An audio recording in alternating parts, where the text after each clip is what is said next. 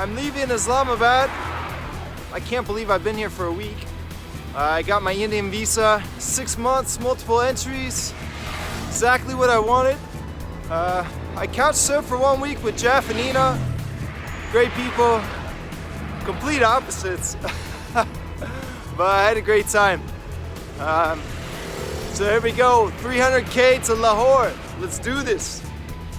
We have the milkman here, fresh milk if you guys want.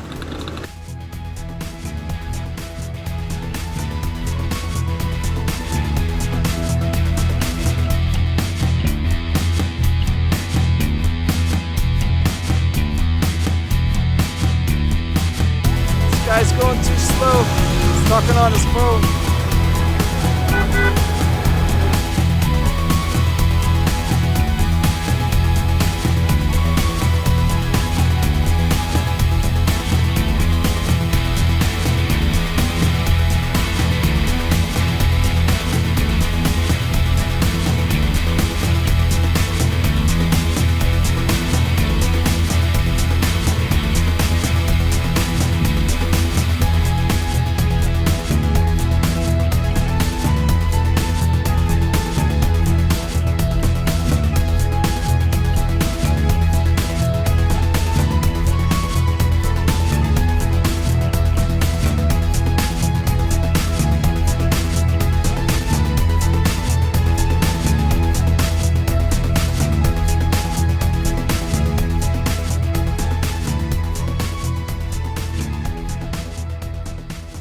I'm at Rohtas Fort.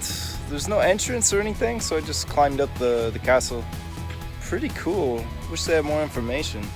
But this will be my last stop for the day. I did pretty well, 120 kilometers in about 7 hours, so I was pretty happy with that. Not bad to end your day at a fort.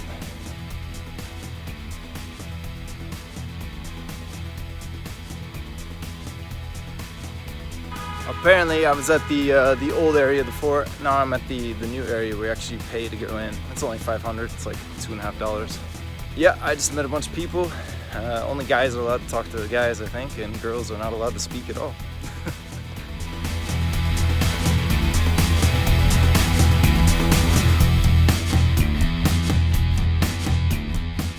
So I met a couple guys and there were 20 girls. So I'm like, hey guys, introduce me to the girls. Come on, man, what's going on here? Why are you with 20 girls?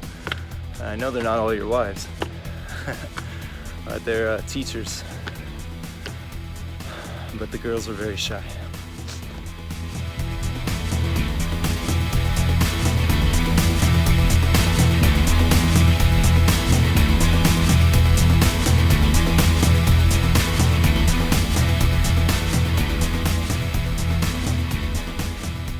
That was a beautiful fort. I wish I had more time. They told me I couldn't camp here, so I'm gonna cycle. Well, there's a light.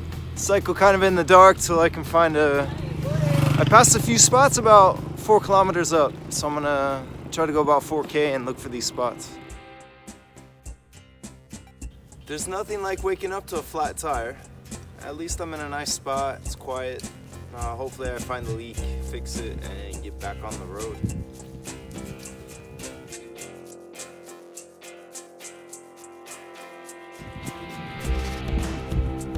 Found it. I was amazed at the wild camping spot I found last night. It was really dark and I rolled into a really great spot. It was flat, it's hidden, protected. So the only visitors I had were some cows and the shepherds this morning. Last night someone came around midnight, but they didn't bother me, so it was okay. Woke up with a flat, took care of that, and I got about 200 kilometers to go to get to Lahore.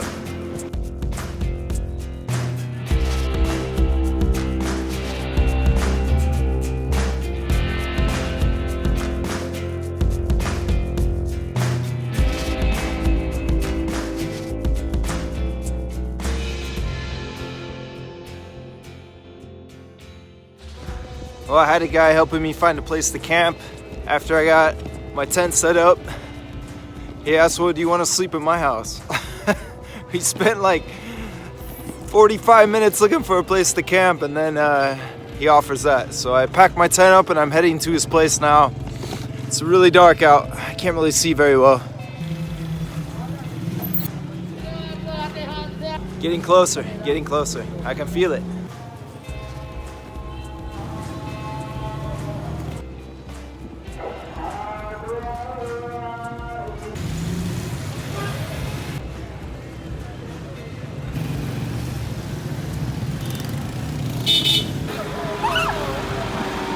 The guy who was helping me, his name's Ali. His idea of his house was his friend's workplace, which happened to be a car dealership with tons of people, lights, just not gonna work, man. I should have stayed back at his friend's place, the first spot.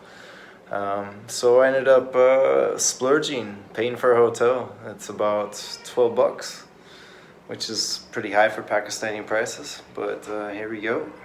I was told this is a 3-star hotel. To let you know what a 3-star hotel in Pakistan encompasses is your room, it comes equipped with a wet towel. It smells clean, so it's okay, I guess. The bathroom is fully equipped. You have your own toothbrush. You have a few bars of soap to choose from. No hot water coming directly from the shower.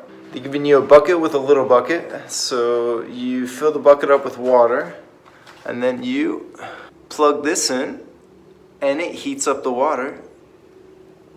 And you take it back into the bathroom, and then you put the little bucket in the big bucket, and you pour it on yourself.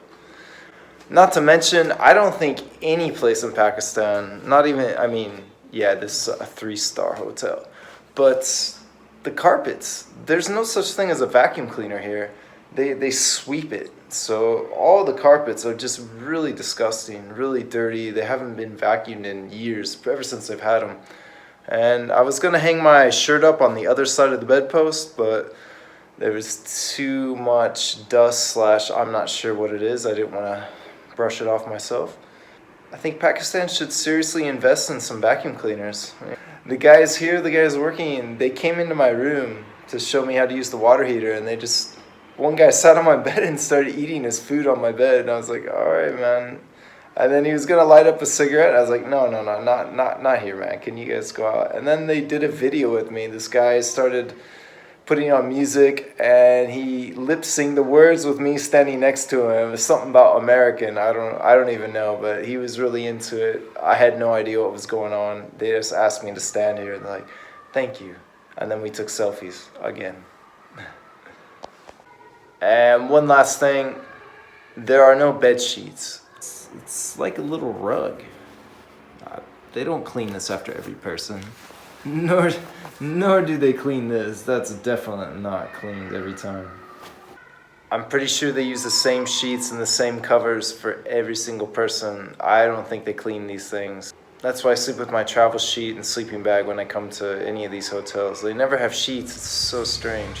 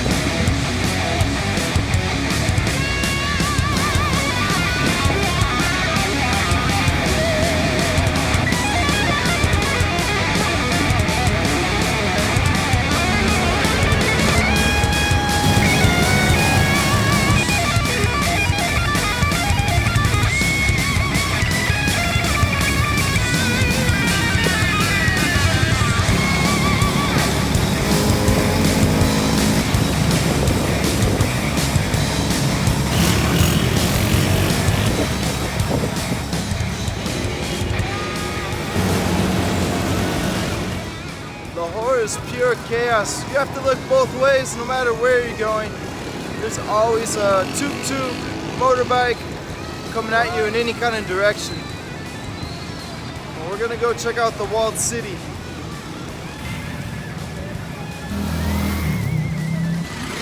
Yesterday I was hit twice. The first day it wasn't so bad, it was just a little bump by a tuk-tuk. But the second one was when I got into Lahore. I was checking my map to make sure I was going the right way, and a tuk-tuk cut out right in front of me, I smashed it with my right front pannier, and it caused me to fall off my bike and lose my cell phone. But I didn't realize I'd lost my cell phone.